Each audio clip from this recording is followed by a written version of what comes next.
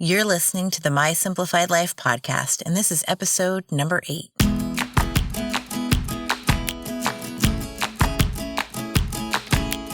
Welcome to the My Simplified Life podcast, a place where you will learn that your past and even your present don't define your future. Regardless of what stage of life you're in, I want you to feel inspired and encouraged to pursue your dreams, simplify your life, and start taking action today. I'm your host, Michelle Glogovac, and I'm excited to share my stories and life lessons with you while taking you on my own journey. This is My Simplified Life.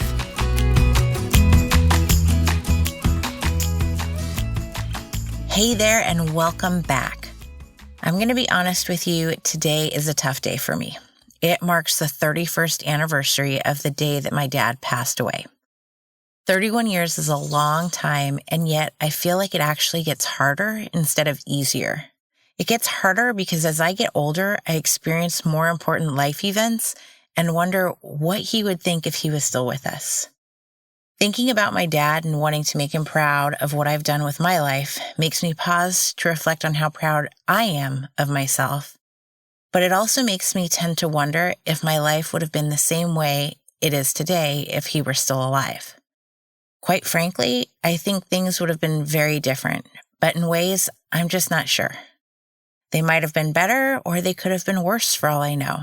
But the one thing I do know is that because he passed away when I was so young, my life was molded in such a way that I became very independent early on, and I have many traits that have developed because of this life-changing event. Today's episode is going to sound like it's a whole hell of a lot about me, but hear me out. I want this episode to serve as your guide to go and reflect on yourself and your traits. I find my best thinking time is actually in the shower, so go find yourself a think tank spot and start reflecting on who you are. I want to look at the qualities you have in yourself and how you can use them to help you grow in life. I've thought long and hard about the qualities and traits I possess in myself, and I've actually taken the time to write down what I think the best ones are and how they help me propel forward in life. I'm going to start with independence. It's both a blessing and a curse. I love to get things done and to just do them by myself because then I get them out of the way, I get them done the way I want, and I actually know I can depend on myself to get them done. Being independent has allowed me to learn more when it comes to work, tackling new projects, and has allowed me to move around the country and not be concerned about not knowing anyone in a new place or a big city like Houston or Chicago or Los Angeles. I've been able to face 2 layoffs and say, I've got this, and then go on and launch a business of my own in a new industry that I knew nothing about. It's a curse, though, because it also hinders me from being comfortable in getting help when I need it. If I wasn't so independent and wanting to get things done on my own, then I would have hired people to help me in my business a long time ago, instead of waiting until now like I have. I've become used to dealing with things on my own, and I'm not on my own. I've been with my husband for 12 years now, so I'm most certainly not alone when it comes to anything in life. But sometimes I do still forget that things don't have to be Michelle, myself. My favorite phrase that I was so adamant about at the age of 3. Another trait that I carry is resilience. Getting through the death of a parent at a young age really ingrains in you that you can go through anything in life and you're going to survive. I had to grow up more quickly than others because of this, and I did survive, and I was resilient. I finished school, I worked, I pressed on. I know in my heart and my mind that I can get through whatever is thrown my way. Whether it's getting laid off once, twice, having a miscarriage, figuring out how to build and sustain a business, being physically attacked by one of my first clients, whatever it is and whatever has happened, I've gotten through it. And although I love being independent, I have to say that having a partner, supporter, and best friend in my husband makes me embrace my newer quality of dependence and to see that word in a good light. Being dependent has a negative connotation to it, and the literal definition is requiring someone for financial, emotional, or other support. That just screams yuck to me. And there is a negative dependency definition that's out there, but I also think that when you're married and you have a partner that you can lean on and depend on to help be your rock when you simply can't be, it's the most amazing thing and feeling in the world. I wholeheartedly embrace the fact that I know my husband and I are stronger together as a team and can depend on each other. We can definitely stand on our own, and we both did for many years. But when you have someone in your corner, someone who cheers you on, who helps you face a crisis or a downfall head on, and not only do you overcome it, but you come out better in the end. And that's a feeling and a relationship that you need to celebrate. I am fearless, except in cases of jumping out of planes or bungee jumping, that sort of thing. No, thank you. Total fear over here. But I wear my heart on my sleeve. And I am not afraid to show you who I am and to express my feelings, whether it's about a particular topic or how I genuinely feel about a person.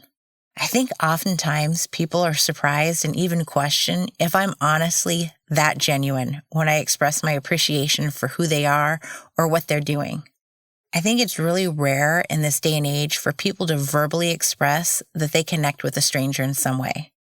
I'm a fan of telling someone I like their outfit as we walk by each other on the street. And I think that we can learn more from our kids who do the same. They walk up to kids on the playground and say, "Hey, want to be friends?" And it's done.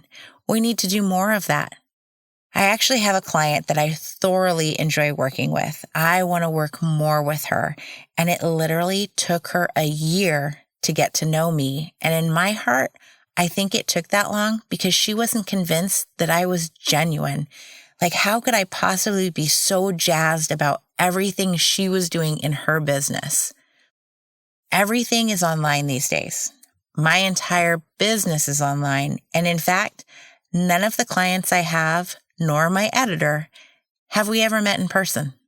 We've all Zoomed and we've Voxed. It's a walkie-talkie app on your phone. And my kids know everyone by name and everyone knows their names, but we've never interacted in person. And I think that's a big part of the problem when it comes to authenticity and being genuine. When you only interact online, you don't see the everyday life of someone. Over time, you do get to know them, but it takes time, and it takes seeing how hard they work and how committed they truly are to you.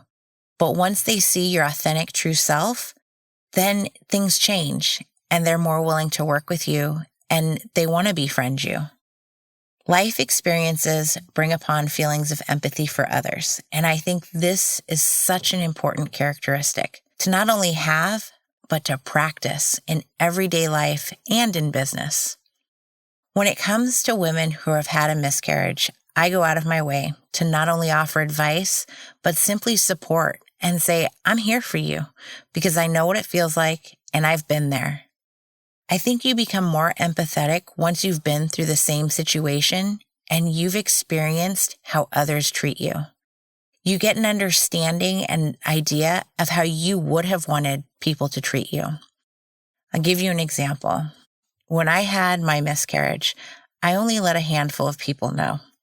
One of which was a dear friend of mine who'd been through multiple miscarriages before having her kids.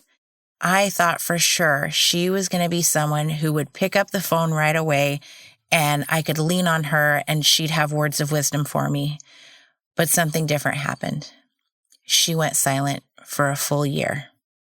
Today, I get that maybe this was something she didn't want to relive herself, but it gave me the attitude that I will always be there for someone going through a miscarriage because I don't want anyone else to feel as alone as I did.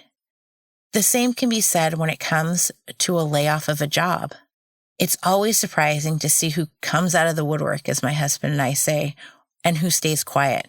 We've both been there together a total of 3 times and have vowed to always support and be there for anyone who goes through a job loss because we know how it sucks and how hard it is.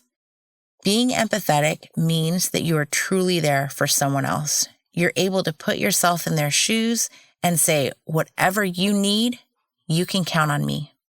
I might not have the right words to say, but I support you and I love you. Every single one of these traits are parts of myself that I use in my life, my business, and have used in the corporate world.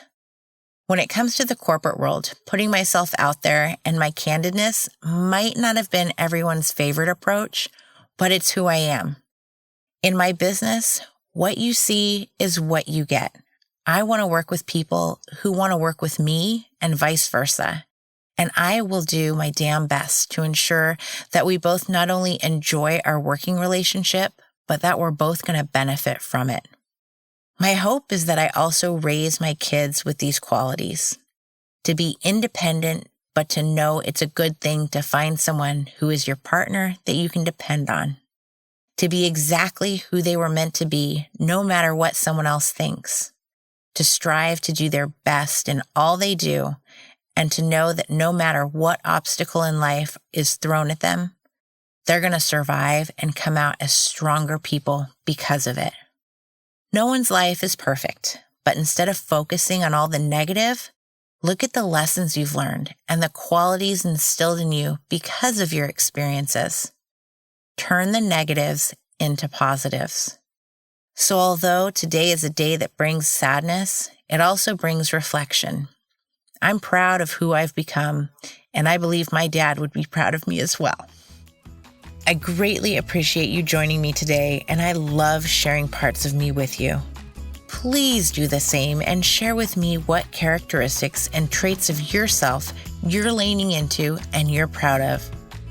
I hope today was a reminder for all of you that your past and your present don't define your future.